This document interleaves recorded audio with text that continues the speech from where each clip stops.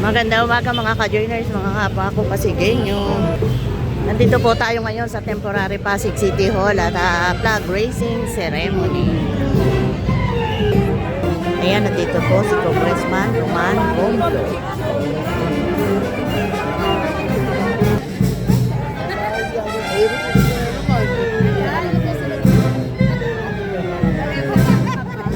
Nandito na rin si Councilor Angelo De Leon, si Consi Paul Santiago at si Consi Coach Paul Santiago.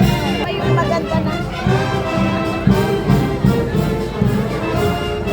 Ayaw, wait, ayaw. Lolo ko.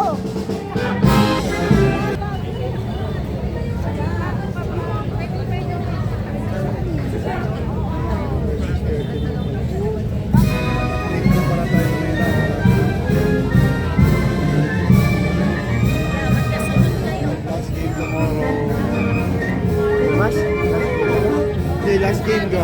Last day ng pagod. Pumapagod mo sa Sebastian. Pumunta ko ba? Nandito na rin si Councilor Saul Marquez. Sebastian. Kasi mababasa pa. Mababasa, no? Maluto mo pa. Lalayo lang siguro. Ay, hindi. Masahan Ay, ka. naman yung ako na. Sa klase naman pwede. Kaya dapat klase naman si Kuya Rolly dati. Nakakaganit. Ayan, kararating lang po ni Councilor Warren Inocencio. Nandito na rin si Councilor Simon Tantoco. At nandito na rin si Consi Kiko Rustia. Si Consi Boy Raimundo nandito na rin po.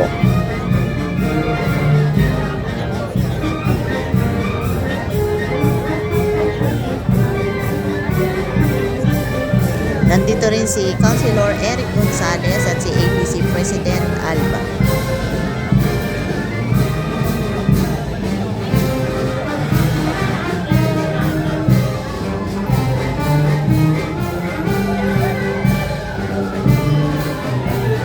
At nandito na rin si Councilor Kiko Rustia. Nandito rin po si Councilor Volta de los Santos.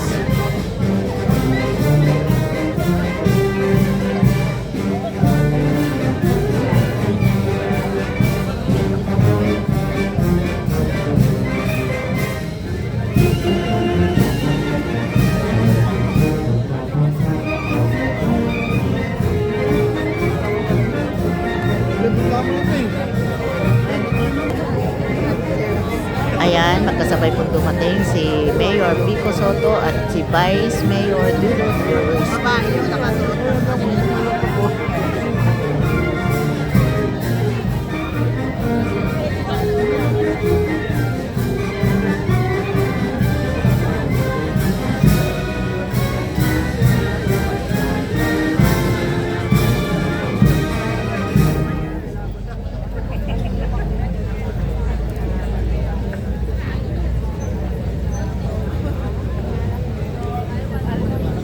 Pinaalam po ang pagdating ng ating punong lungsod, kagalang-galang Mayor Vico Soto at ang mga bumubuo sa 12 sangguniang panglungsod sa pangunguna ng ating Vice Mayor Dodot Jaworski Jr.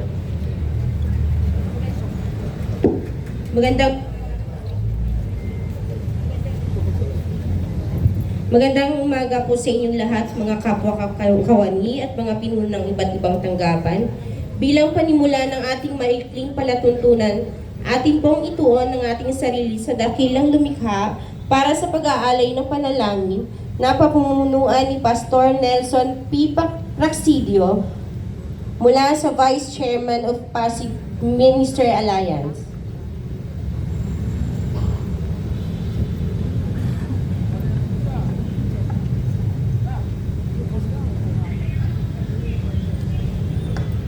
Heavenly Father, we come before you today with humility and gratitude, acknowledging that you alone are God, the one who establishes nation and appoints leaders according to your purpose. As your word declares, blessed is the nation whose God is the Lord. Today we declare that the city of Pasig belongs to you. Father, we lift up to you our godly leaders that you have appointed to our city. Our Congressman Roman Romulo, Mayor Vico Soto, Vice Mayor Dudut Jaworski, together with our councilors, barangay captains, and local officials. As your word said in 1 Timothy chapter 2, verse 1 and 2, to pray for all those in authority. Father, may they govern not by human hands or strength alone, but by the fear of the Lord, which is the beginning of wisdom. Proverbs 9 and 10.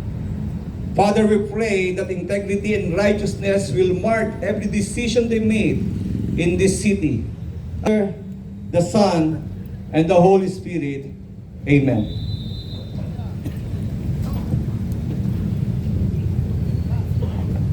Salamat po, Pastor Nelson P. Praticio. Natin ang ating kanang kamay sa kaliwang dibdib at awitin natin ng buong dangal ang lupang hinirang sa saliw ng musika ng Pasig City Symphonic Band. Mga kababayan, ang pambansang awit ng Pilipinas.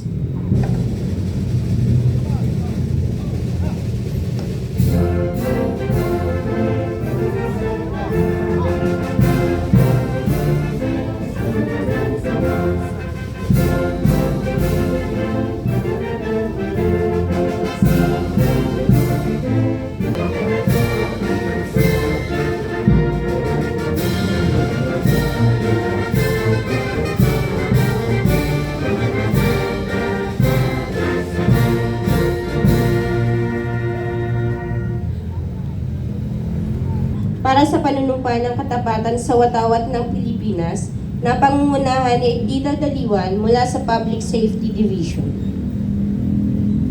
Itaas po natin ang ating kanang kamay at sabay-sabay po natin bigkasin ang panunumpa ng katapatan sa watawat ng Pilipinas. Ako ay Pilipino, buong katapatang nanunumpa sa watawat ng Pilipinas at sa kanyang sinasagisag, ng may dangal, katarungan at kalayaan na pinakikilos ng sambayanang makadiyos, makatao, makakalikasan at makabansa. Tayo sa bandila ng lungsod ng Pasig. Sa pagkakataon naman pong ito, awitin natin ng buong sigla ang Marcha ng Pasig sa saliw ng tugtugin ng Pasig City Symphonic Band.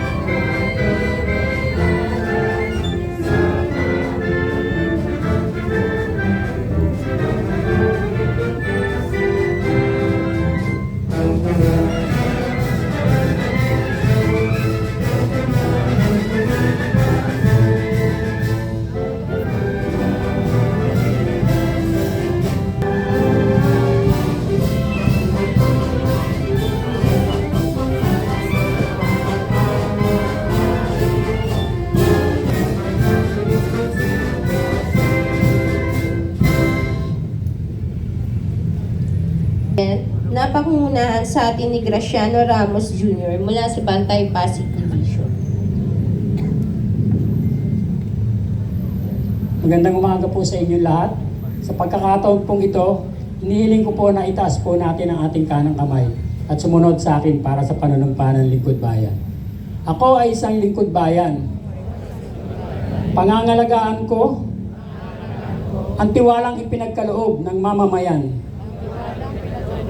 Maglilingkod ako ng may malasakit, katapatan at kausayan, na walang kinikilingan.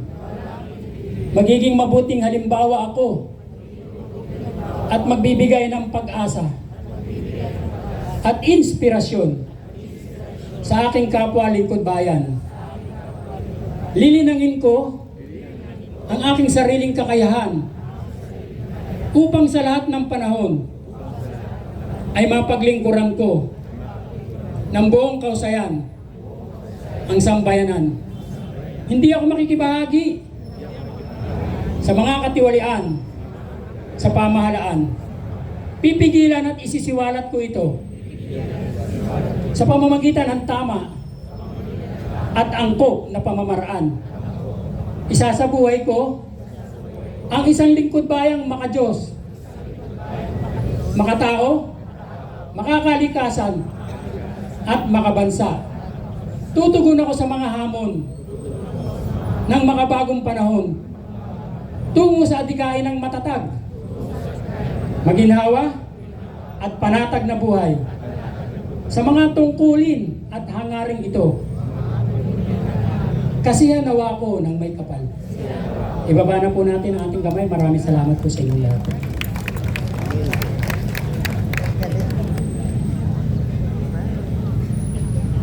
Ngayon po ay ginugunita natin ang mga sumusunod.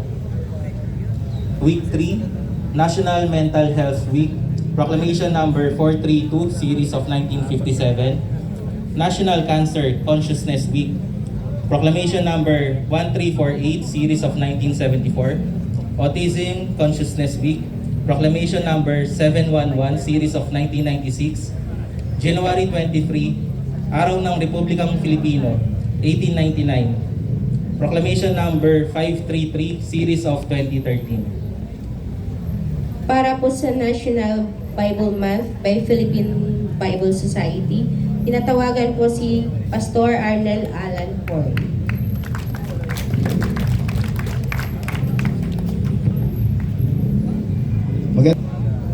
Sa araw na ito po ay ginugunita natin ang pagpapasimula po ng National Bible Week 2026 celebration sa buong Pilipinas, at ang lungsod ng Pasig po ay nakikiisa sa pagdiriwang na ito. Dahil po ang National Bible Week ay nagkaroon ng maraming presidential proclamation. Yung una po, 2242 ng ating Pangulong Ferdinand Marcos, Proclamation number 44 kay President Corazon Aquino, and Proclamation number 1067 kay President Fidel B. Ramos. At yung huli po ay yung Presidential Proclamation number 124 ng ating dating Pangulong Rodrigo Roa Duterte. Dito po ay ginawa na niya na National Bible Month instead na National Bible Week lang. Yun po ang proklama ni President Duterte. Ngayon po ang ating lungsod Pasig ay meron din pong ordinansa. Ito po ay Ordinance number 5 Series of 2024, an ordinance institutionalizing support for the celebration of the National Bible Week on the last week of January every year in Pasig City. Kaya po meron po tayo ngayon na pagsisimula na ang tinatawag po ito na I Proclaim. Ang I Proclaim po ay ang public reading ng salita ng Diyos para po maipahayag na bilang isang Kristiyanong bansa, predominantly Christian nation, ay kinikilala po natin na ang Biblia, ang salita ng Diyos, ang siyang kailangan po natin sa ating buhay, sa ating bansa at sa lahat ng area po ng ating buhay. Kaya po, bago po tayo tumako sa pagbabasa ng mga salita ng Diyos, ng ating pong mga iginagalang po na leader ng ating pamahalaang lungsod, ay tawagin ko po muna para magbigay ng maikling pagbati ang representative po ng Philippine Bible Society, si Miss Vanessa L. Telis.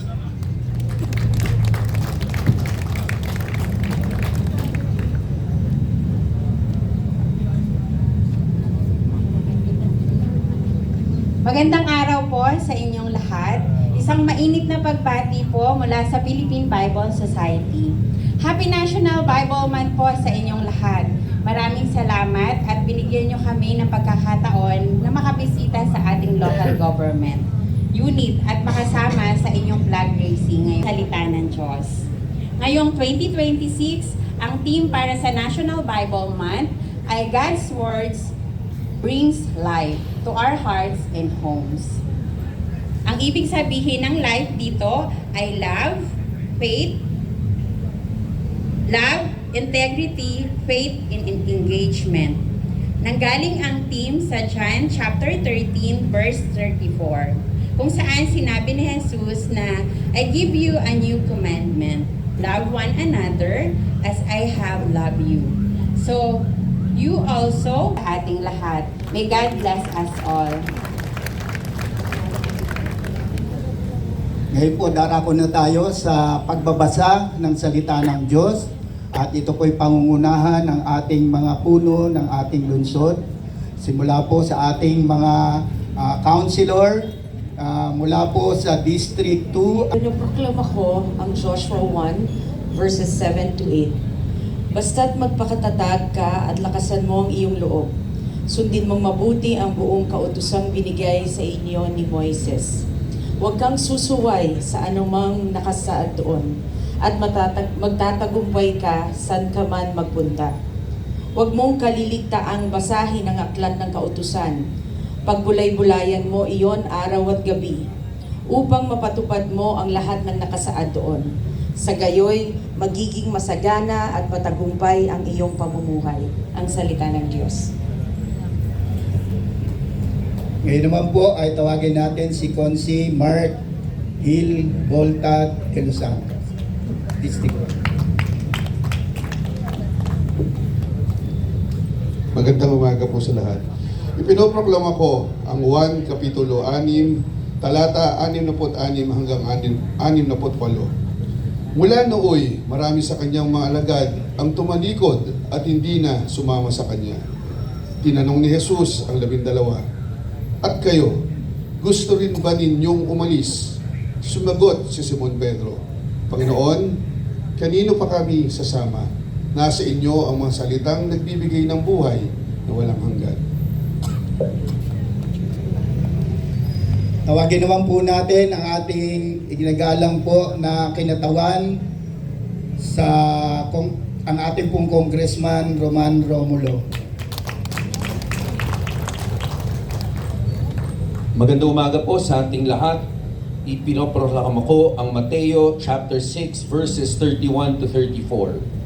Kaya't huwag kayong mag-alala na baka kayo kapusin sa pagkain, inumin o damit. Hindi ba't ang mga hentil ang mga nababahala tungkol sa mga bagay na ito? Alam na ng inyong Ama na nasa langit na kailangan ninyo ang lahat na ito. Ngunit higit sa lahat ay bigyan halaga ninyo ang kaharian ng Diyos at ang pamumuhay ng ayon sa kanyang kalooban, at ibibigay niya sa inyo ang lahat ng mga bagay na ito. Kaya nga, huwag ninyong alalahanin ang bukas, sapagkat ang bukas ang mag-aalala sa sarili niya. Sapat na ang inyong mga suliranin sa bawat araw-araw. God bless po sa ating lahat.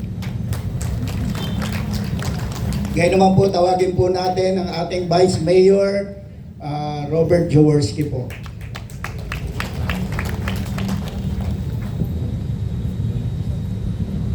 Pinoproklama ko ang Deuteronomio 32, 45 hanggang 47. Pagkatapos kasi ni Moises ang lahat ng ito sa harap ng buong bayan ng Israel, sinabi niya, itanim ninyo sa isip ang mga salitang narinig ninyo sa akin ngayon. Ituro ninyo sa inyong mga anak upang masunod nilang mabuti ang buong kautusan. Mahalaga ang mga salitang ito sapagkat dito nakasalalay ang inyong buhay. Kung ito'y susundin ninyong mabuti, mabubuhay kayo ng matagal sa lupaing sasakupin ninyo sa kabila ng Jordan. Salamat po, Vice. Ngayon po ay tinatawagan natin ang ating pong punong lungsod, Mayor Vico Soto.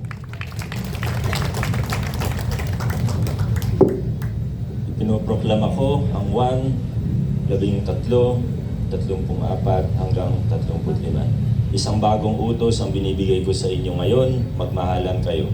Kung paano ko kayo minahal, gayon din naman, magmahalan kayo. Kung kayo'y may pagmamahal sa isa't isa, makikilala ng lahat na kayo'y mga alagad ko.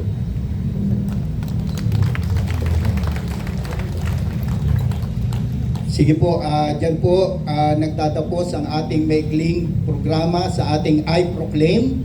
At Sa ngalan po ng City of Pasig Ministers Alliance ay nagpapasalamat po kami na kasama po natin ang pamahang National Bible Month Celebration 2026. Salamat po.